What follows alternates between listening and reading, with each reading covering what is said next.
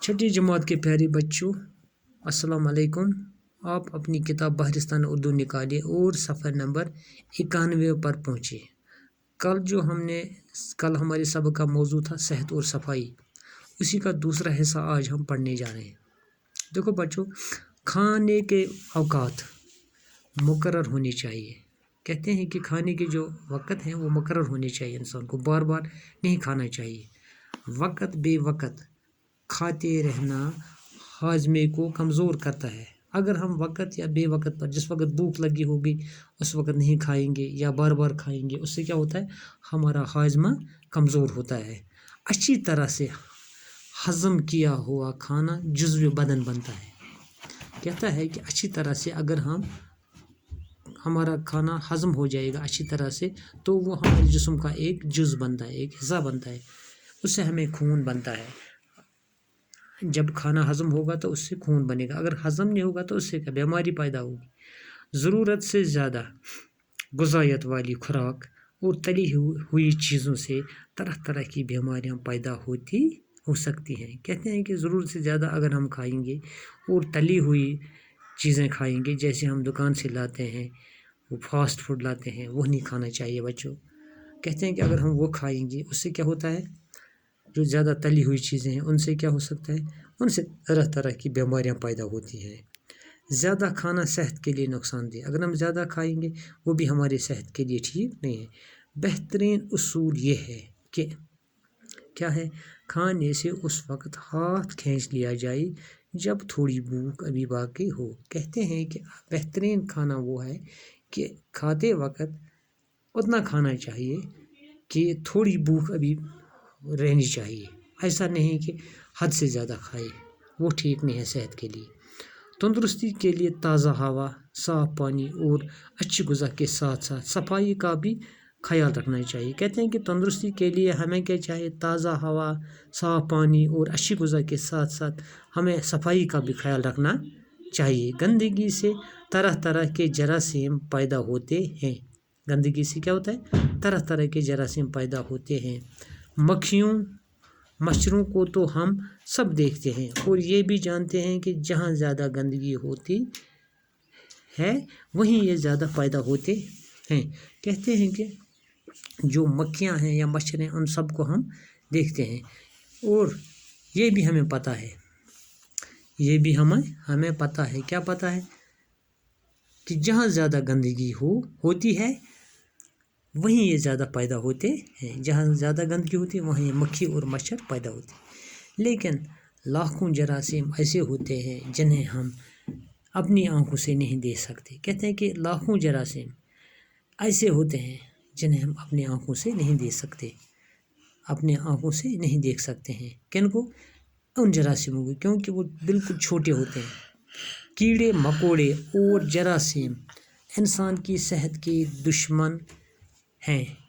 کیڑے مکوڑے اور جراثیم انسان کی صحت کے دشمن ہیں۔ جو کیڑے مکوڑے ہوتے ہیں یا جو جراثیم ہوتے ہیں چھوٹے موٹے، یہ سب کیا ہے؟ انسان کی صحت کے لیے مضر ہیں۔ کیا ہے؟ انسان کی صحت کے لیے انہیں جیسے ہی موقع ملتا ہے ہمارے جسم پر حملہ آور ہو جاتے ہیں۔ جیسے انہیں موقع ملتا ہے تو یہ ہمارے جسم پر حملہ کرتے ہیں۔ کون؟ یہ چھوٹے جراثیم، اور ان سے مختلف بیماریاں پیدا ہو جاتی ہیں۔ بیماریوں سے محفوظ رہنے کے لیے لباس، بستر، گھر اور آس پاس کی صفائی کے ساتھ ساتھ جسم کی صفائی بھی ضروری ہے۔ کہتے ہیں کہ بیماریوں سے محفوظ رہنے کے لیے ہمیں کیا چاہیے؟ جو ہمارا لباس ہوگا، بستر ہوگا یا آس پاس کی صفائی کے ساتھ ساتھ اپنے جسم کی بھی صفائی ضروری ہے۔ پسینے کے ذریعے جسم کے بہت سے گندے اور فاضل مادے خارج ہو جاتے ہیں۔ جو ہمیں پسینہ آتا ہے کام کرتے وقت یا چلتے وقت، کہتے ہیں کہ اس سے کیا ہوتا ہے؟ پسینے سے کیا ہوتا ہے کہ بہت سے گندے اور فاضل مادے جو ہمارے جسم میں ہوتے ہیں وہ ان سے خارج ہو جاتے ہیں۔ اگر جلد کی صفائی نہ کی جائے تو باہر سے گرد و غبار اور اندر سے نکلنے والے یہ مادے مساموں کو بند کر دیتے ہیں اور پسینے کا نکلنا مشکل ہو جاتا ہے۔ کہتے ہیں کہ اگر ہم صفائی نہیں کریں گے، جو اندر سے پسینہ آتا ہے تو باہر سے گرد و غبار اس پر چڑھے گا، میل چڑھے گا ہمارے جسم پر، تو جو یہ مساموں ہوتے ہیں جن سے یہ پسینہ نکلتا ہے، جو بالوں کے نیچے چھوٹے چھوٹے سراخ جو ہوتے ہیں ہمارے جسم پر، کہتے ہیں کہ وہ پسینہ نکلنا مشکل ہو جاتا ہے۔ اس سے کیا ہوگا؟ پھر بدن پر میل جم جاتا ہے، اس سے بدن پر میل جم جاتا ہے، اس سے جسم پر پھوڑے پھنسیاں نکلنے لگتی ہے اور خارش ہو جاتی ہے۔ اور کیا ہوتا ہے کہ جسم پر پھوڑے نکلتے ہیں، پھنسیاں نکلنے لگتی ہے اور خارش ہو جاتی ہے۔ تندرستی محض تن کی درستی کا نام نہیں ہے۔ کہتے ہیں کہ تندرستی محض کس کا نام نہیں ہے؟ تن کی، اپنے بدن کی درستی کا نام نہیں ہے، بلکہ مثل مشہور ہے کہ صحت مند دماغ صحت مند جسم میں پرورش پاتا ہے۔ کہتے ہیں کہ جس کا جسم صحت مند ہوگا اسی کا دماغ بھی صحت مند ہوگا، اس کا دماغ بالکل تازہ ہوگا، جو کچھ اس کو کہیں گے وہ سمجھ آئے گا۔ اس کے ساتھ ہی یہ بات بھی یاد رکھنے کی ہے کہ صحت مند معاشرے کا دار مدار صحت مند افراد پر ہے۔ کیا ہے؟ صحت مند معاشرے کا دار مدار صحت مند افراد پر ہے۔ اب اس کے کچھ سوال ہیں وہ ہم کرنے جا رہے ہیں۔ دیکھو سوال نمبر 1 ہے، صحت کے لیے کون سی چیزیں ضروری ہیں؟ یہ تو آپ نے پڑھا ہے کل ہی۔ اچھی صحت کے لیے تازہ ہوا، صاف پانی، اچھی غذا اور صفائی نہایت ضروری ہے۔ خوراک اور پانی کے بغیر ہم کچھ دن تو زندہ رہ سکتے ہیں، لیکن ہوا کے بغیر ایک پل بھی زندہ رہنا مشکل ہے۔ دوسرا سوال ہے، سانس لینے میں جسم کے کون کون سے حصے مدد کرتے ہیں؟ سانس لینے میں جسم کے کون کون سے حصے مدد کرتے ہیں؟ سانس لینے میں ہم منہ اور ناک سے سانس لیتے ہیں۔ صبح کو کھلی ہوا میں ٹہلنا کیوں ضروری ہے؟ دیکھو اس کا جواب ہے، صبح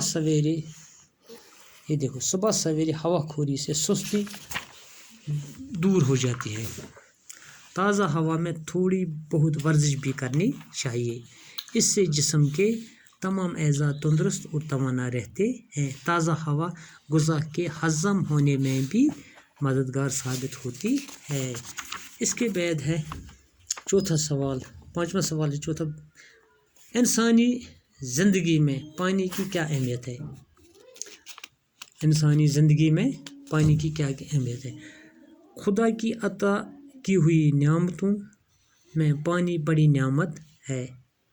ہمارے جسم کا 3/4 حصہ پانی کی شکل میں ہے۔ پانی خوراک کو اچھی طرح ہضم کرنے میں مدد کرتا ہے۔ پینے کے پانی کے لیے پاک اور صاف پانی کا ہی استعمال کرنا چاہیے۔ باقی سوال ہم انشاءاللہ کل کریں گے۔ السلام علیکم۔